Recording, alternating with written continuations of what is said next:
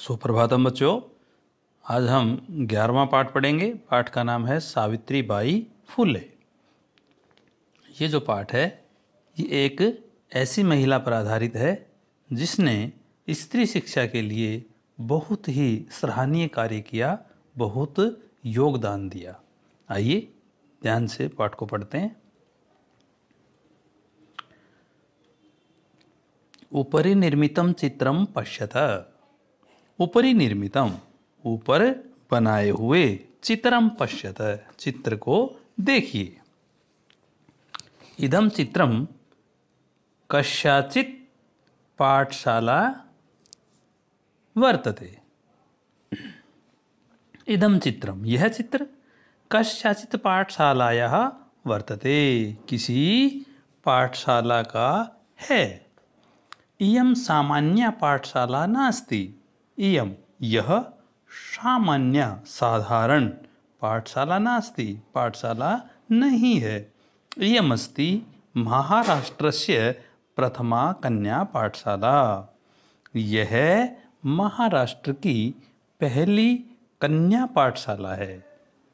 एका शिक्षिका, एक अध्यापिका, गृहात पुस्तकानि आदाय चलती। गृहात, घर से, पुस्तकानि आदाय, पुस्तकों को लेकर चलती है। मार्गे कश्चित् तस्याः उपरि धूलिं, कश्चित् से प्रस्तरखण्डान्। मार्गे, रास्ते में, कश्चित् कोई, तस्याः उपरि धूलिं, उसके ऊपर धूल, कश्चित् से प्रस्तरखण्डान्, और कोई पत्थर के टुकड़े, आगे चलिए, क्षिपति, फेंकता है। परम सा स्वदृढ़ निश्चयात न विचलति, लेकिन वह अपने दृढ़ निश्चय से विचलित नहीं होती। स्वविद्यालये कन्याभिः सविनोदम् आलपन्ती सा अध्यापने संलग्ना भवति। स्वविद्यालये, अपने विद्यालय में, कन्याभिः, बालिकाओं से, सविनोदम, मजाक से, आलपन्ती, बात करती हुई, सा माने वह, अध्यापने संलग्ना भवति, उन्हें पढ़ाने में लगी रहती है। तस्याः स्वकीयम् अध्ययनमपि सहैव प्रचलति। उसका अपना, स्वकीय माने खुद का, अपना अध्ययन भी सहैव प्रचलति, साथ साथ चलता है। केयम महिला, यह महिला कौन है? अपि यूयम इमाम महिलाम जानित है, क्या तुम इस महिला को जानते हो? इयमेव महाराष्ट्रस्य प्रथमा महिला शिक्षिका, यह ही महाराष्ट्र की पहली महिला शिक्षिका सावित्रीबाई फुले नामधेय, जिसका नाम क्या है? सावित्रीबाई फुले है।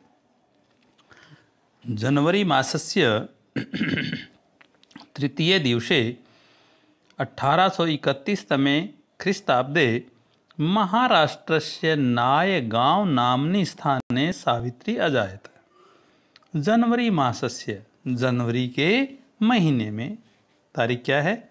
तृतीय दिवसे, तीसरे दिन। कब? 1831 में महाराष्ट्र से नायगांव नामनी स्थाने, महाराष्ट्र के नायगांव नामक स्थान पर सावित्री अजायत, सावित्री का जन्म हुआ। तस्या माता लक्ष्मीबाई, पिता च खंडोजी इति अभिहितौ। उनकी माता लक्ष्मीबाई तथा पिता खंडोजी इस नाम से कहे गए। नववर्ष देशीय सा ज्योतिबा फूले महोदयेन परिणीता। नववर्ष देशिया, 9 वर्ष की आयु में वह ज्योतिबा फूले महोदय के साथ ब्याही गई। परिणीता माने होता है शादी करना। आगे चलिए।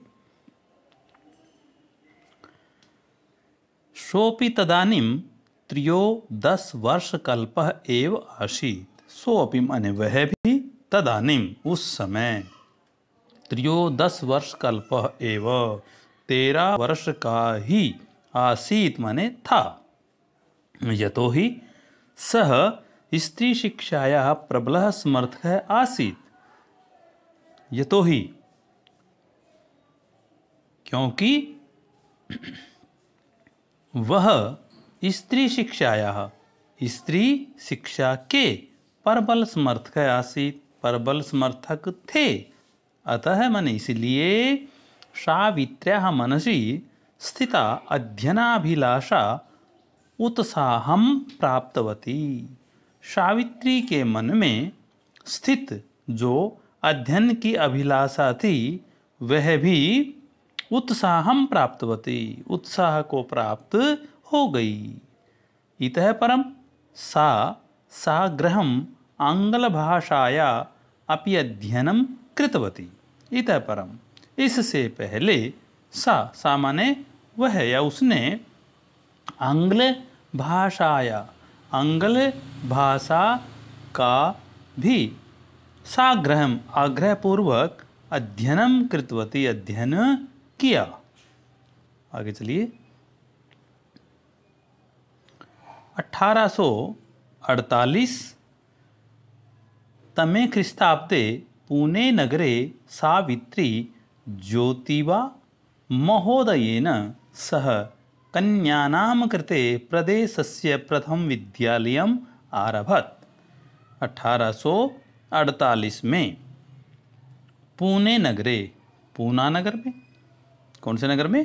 पूना नगर में सावित्री ने ज्योतिबा महोदयेन सह ज्योतिबा महोदय के साथ कन्यानां कृते कन्याओं के लिए, लड़कियों के लिए प्रदेशस्य माने प्रदेश का प्रथमम विद्यालयम आरभत पहला विद्यालय प्रारंभ किया। तदानीं सा केवलम 17 वर्षीया आसीत। उस समय वह केवल 17 वर्षीया 17 वर्ष की ही थी। 1851 तमे ख्रीस्ताब्दे अस्पृश्यत्वात् तिरस्कृतस्य समुदायस्य बालिकानां कृते पृथक्तया तया अपरः विद्यालयः प्रारब्धः। 1851 में अस्पृश्यत्वात् छुआछात से तिरस्कृत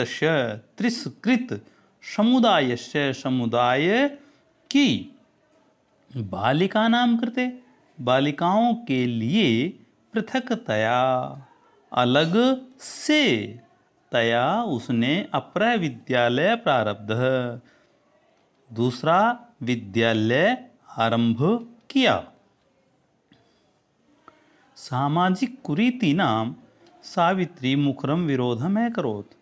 सामाजिक कुरीतियों का सावित्री ने बहुत अधिक विरोध किया। विधवानां शिरोमुंडनस्य निराकरणाय सा साक्षात् नापितै मिलिता। विधवाओं के शिरोमुंडन की कुप्रथा को निराकरणाय दूर करने के लिए, विधवाओं के शिरोमुंडन की कुप्रथा को दूर करने के लिए सा साक्षात नापितै मिलिता, वह साक्षात नाइयों से मिली।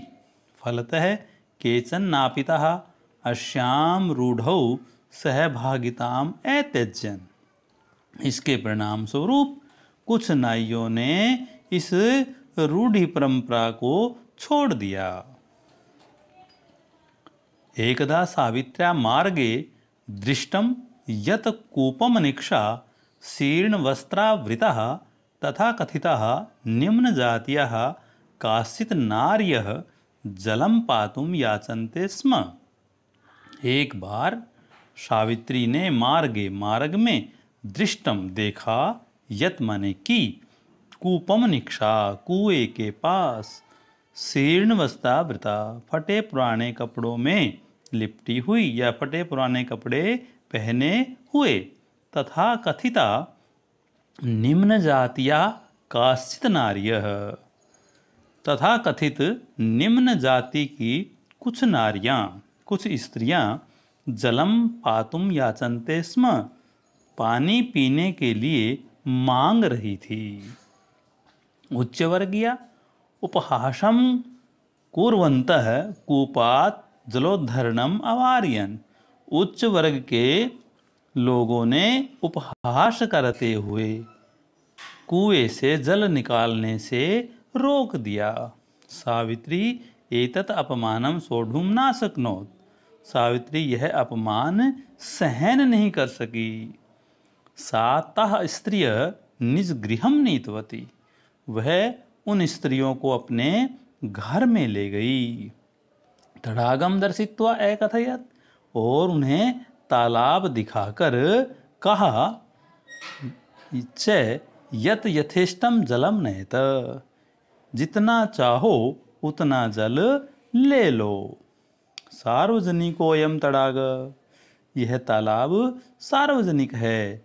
अस्मात् जल ग्रहणे नास्ति जाति बंधनम, इससे जल लेने में जाति प्रकार का कोई बंधन नहीं है।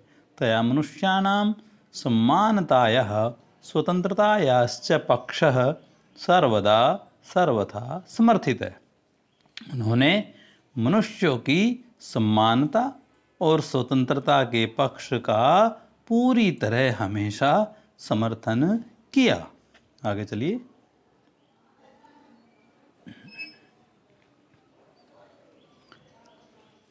महिला सेवा मंडल, शिशु हत्या प्रतिबंधक गृह इत्यादीनां संस्थानां स्थापनायां फुल्ले दंपत्योः अवदानं महत्वपूर्णम्।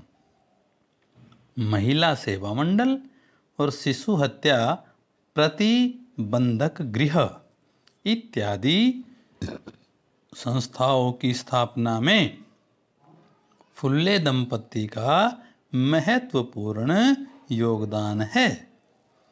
सत्यशोधक मंडलस्य गतिविधिषु अपि सावित्री अतीव सक्रिया आसीत्। सत्यशोधक मंडल की गतिविधियों पर भी सावित्री अत्यधिक सक्रिय थी।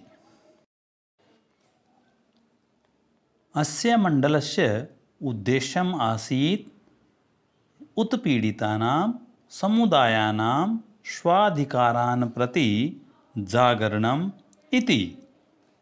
इस मंडल का उद्देश्य था सताए गए समुदायों के लोगों को अपने अधिकारों के प्रति जागृत करना। सावित्री अनेका संस्था प्रशासन कौशलेन संचालितवती। सावित्रीबाई ने अपने प्रशासन की कुशलता से अनेक संस्थाओं का संचालन किया। दुर्भिक्ष काले प्लेग काले च सा पीड़ित जनानाम अश्रांतम अविरतम च सेवाम अकरोत्। अकाल के समय तथा प्लेग काले, प्लेग नामक महामारी के समय उन्होंने पीड़ित जनानाम, पीड़ित लोगों की अश्रांतम, बिना थके, अविरतम और निरंतर सेवा में करोत, सेवा की। सहायता सामग्री व्यवस्थायै सर्वथा प्रयासम अकरोत्। सहायता सामग्री की व्यवस्था के लिए उसने हमेशा प्रयास किया। महारोग प्रसार काले सेवारता सा स्वयं असाध्य रोगेण ग्रस्ता। महारोग या महामारी फैलने के समय सेवा में लगी हुई वह स्वयं भी असाध्य रोग से ग्रस्त माने ग्रस्त हो गई और 1897 तमे ख्रीस्ताब्दे निधनम गता, और 1897 में वो स्वर्गवासी हो गई। साहित्य रचनाया अपि सावित्री महीयते। साहित्य रचना में भी सावित्री बढ़ चढ़कर थी।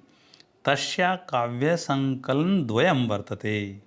उनके दो काव्य संकलन हैं, काव्य फूले और सुबोध रत्नाकर। चेती, काव्य फूले और सुबोध रत्नाकर। भारतदेशे महिला उत्थानस्य गहन अवबोधाय सावित्री महोदयायाः जीवनचरितम् अवश्यमेव अध्येतव्यम्। भारतवर्ष में महिलाओं के उत्थान की जानकारी के लिए गहन जानकारी के लिए सावित्री महोदया के जीवन चरित्र को अवश्य ही अध्ययन करना चाहिए। शब्दार्थ देखिए पाठ के। शब्दार्थ याद करने से पाठ आसान हो जाता है।